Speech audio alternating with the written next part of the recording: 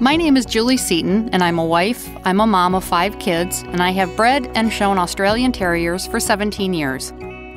I would like to tell you my story today and to let you know how much Take the Lead means to me and my family. When I was 14, I was diagnosed with type 1 diabetes. After having diabetes for 28 years, I developed what we call hypoglycemic unawareness. What this means is that you cannot tell when your blood sugars are low. This resulted in seizures. My seizures started from 1 or 2 a year to 1 or 2 a month to 2 or 3 per week.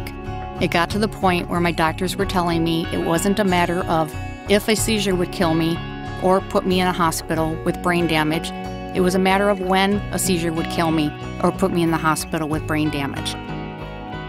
From there, we decided that we needed to do something, but there was nothing out there as far as an option for us. I did not qualify for a full pancreas transplant, as I literally wasn't sick enough. We did qualify, though, for what we call an islet cell transplant. It was experimental, and I had read about it in the newspaper. The University Hospital and Clinics in Madison were doing clinical trials, so I went in for an appointment. While I was there, I actually had a blood sugar of 35 and was talking to them until the point where I almost passed out. Right then and there, they also told me I qualified for the transplant due to the fact that I was so coherent at a blood sugar of 35. What we found out later, though, was that our insurance company, which had told us in the beginning would pay for the transplant, then said they talked about the wrong one. From there, we decided to appeal. We spent a year and a half appealing. After the 5th appeal, they finally wrote us and said, "Don't appeal again, the answer is no." At that point, my seizures had developed to the point where I was not able to drive.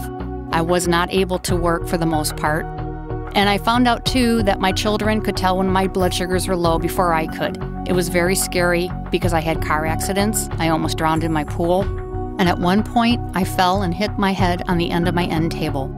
Who saved my life at that point was my Australian Terrier. His name is Bull. Bull, we found out, could tell when my blood sugars were low, so when I was home during the day working and I had my husband calling, checking up on me to make sure that I was still alive, I would always tell him, "Nope, Bull told me today my blood sugar was low." I applied to an organization called Take the Lead. I had heard about them through a friend who had said, "Julie, you need help and you need to get help immediately."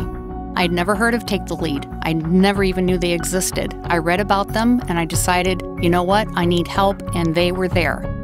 When I applied to them, I never expected an answer back as far as yes goes because I was so used to a year and a half of no's. Take the Lead was the first yes I had in a year and a half.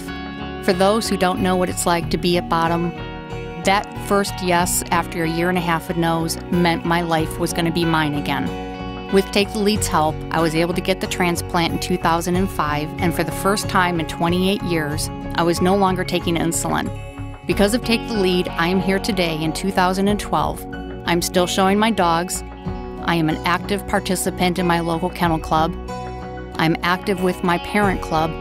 And I'm here for my children, I'm here for my husband. And because of Take the Lead, I am just here.